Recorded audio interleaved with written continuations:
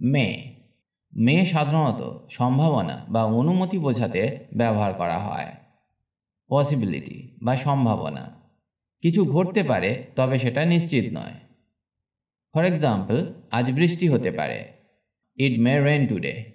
ইট মে rain today মানে আজ বৃষ্টি হতেও পারে আবার নাও পারে, এটা একটা সম্ভাবনা। পারমিশন বা অনুমতি, কাউকে কিছু করার অনুমতি দেওয়া। যেমন, তুমি আগে যেতে পারো। You may leave early. You may leave early, এখানে যাওয়ার একটা অনুমতি দেওয়া হচ্ছে। তো এইসব ক্ষেত্রে আমরা মেকে ব্যবহার করতে পারি। উইসেস, আশীর্বাদ বা শুভকামনা।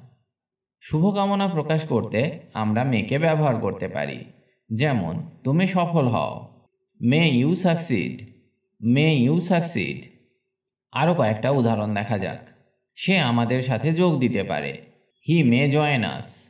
হি মে জয়েন আস, আমি কি এখানে বসতে পারি? May I sit here. May I sit here. তুমি কাল আসতে পারো।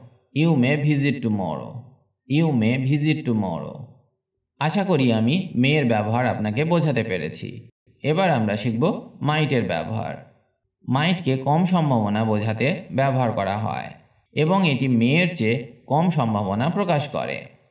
উইকার পসিবিলিটি মানে কম সম্ভাবনা, কিছু ঘটতে পারে কিন্তু তার সম্ভাবনা খুব কম। ফর এক্সাম্পল, সে দেরি করতে পারে মানে সাধারণত সে দেরি করে না, তাই এখানে দেরি করার সম্ভাবনা খুব কম।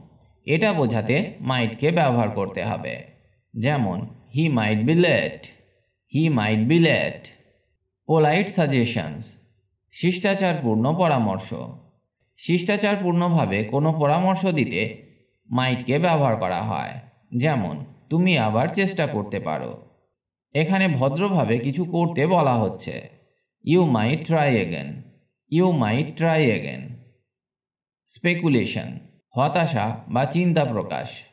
অনুমান বা সম্ভাব্য চিন্তা প্রকাশের জন্য মাইটকে ব্যবহার করা হয়। ফর এক্সাম্পল, সে হয়তো জানে না। She might not know. She might not know. তাহলে আমরা দেখলাম মাইটকে কিভাবে ব্যবহার করা হয়। আরও কয়েকটা উদাহরণ দেখা যাক। সে হয়তো ট্রেন মিস করবে। He might miss the train. He might miss the train. আজ রাতে বরফ পড়তে পারে। It might snow tonight. It might snow tonight. She might আসবে come. She might not come. শি মাইট নট কাম। এবার আমরা শিখব মাস্টের ব্যবহার। মাস্টকে কোনো কিছু অবশ্যই করতে হবে বা প্রয়োজনীয়তা বোঝাতে ব্যবহার করা হয়। এটি বাধ্যবাধকতা বা দৃঢ় দায়িত্ব বোঝায়। নেসেসিটি অর অব্লিগেশন, বা বলতে পারেন আবশ্যকতা। কিছু করতেই হবে যার অন্য কোনো বিকল্প নেই। ফর এক্সাম্পল, তোমাকে এটি শেষ করতেই হবে। এখানে আর কিছু করার নেই, কাজটি অবশ্যই করতে হবে। তো এর ইংরেজি হবে you must finish it. You must finish it. এইসব ক্ষেত্রে আমরা মাস্টকে ব্যবহার করতে পারি। লজিক্যাল ডিডাকশন বা যৌক্তিক অনুমান, প্রমাণ বা যুক্তির ভিত্তিতে কিছু নিশ্চিতভাবে ঘটেছে বা ঘটতে যাচ্ছে এটা বোঝাতে মাস্টকে ব্যবহার করা হয়। যেমন, সে অবশ্যই ক্লান্ত। ধরে নেওয়া যাক যে সে কিছু কষ্টকর কাজ করেছে যার কারণে সে অবশ্যই ক্লান্ত হবে। এটা একটা যুক্তি, তাই এখানে আমরা মাস্টকে ব্যবহার করব। তো এর ইংরেজি হবে she must be tired.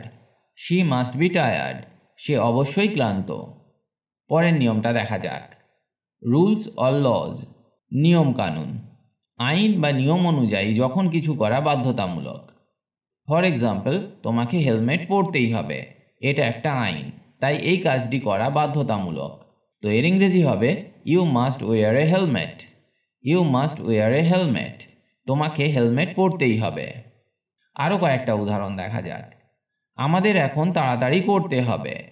We must হারি নাও। উই মাস্ট হারি নাও। তাকে বেশি পড়াশোনা করতে হবে। He must study harder. He must study harder. তুমি মিথ্যা বলতে পারো না। You must not lie. You must not lie. তাহলে আমরা শিখলাম মে ও মাইট দুটোই সম্ভাবনা বোঝাতে ব্যবহার করা হয়, কিন্তু মাইট কম সম্ভাবনা প্রকাশ করে। যেমন, বৃষ্টি হতে পারে। ইট মে রেন। আবার বলতে পারি ইট মাইট রেন। এখানে মাইট ব্যবহার করার ফলে বৃষ্টি হওয়ার সম্ভাবনা কম। মাস্ট মূলত প্রয়োজনীয়তা বা আবশ্যকতা বোঝায়, যেখানে কিছু করতেই হবে বা হওয়া প্রয়োজন।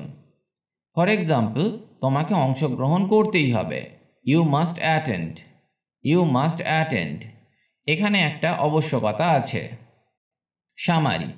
মে সাধারণত সম্ভাবনা বা অনুমতি বোঝাতে ব্যবহৃত হয়।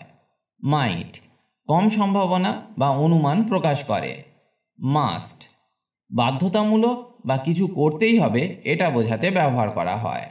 এই মডাল ভার্বগুলি ইংরেজিতে একটা গুরুত্বপূর্ণ ভূমিকা পালন করে বিভিন্ন ধরনের সুযোগ এবং বাধ্যবাধকতা প্রকাশের ক্ষেত্রে, তাই এগুলি অবশ্যই শেখা উচিত। আজ এখানেই ক্লাসটি শেষ করছি। ভালো লাগলে লাইক বা কমেন্ট করে জানান। এই রকম ইংরেজি বিষয়ক ভিডিও পেতে আমাদের চ্যানেলটি সাবস্ক্রাইব করে বেল নোটিফিকেশানটি অন করে দিন, যাতে নিয়মিত আপডেট পেতে পারেন। সবাই ভালো থাকুন আর আমার সাথে ইংরেজি শিখতে থাকুন।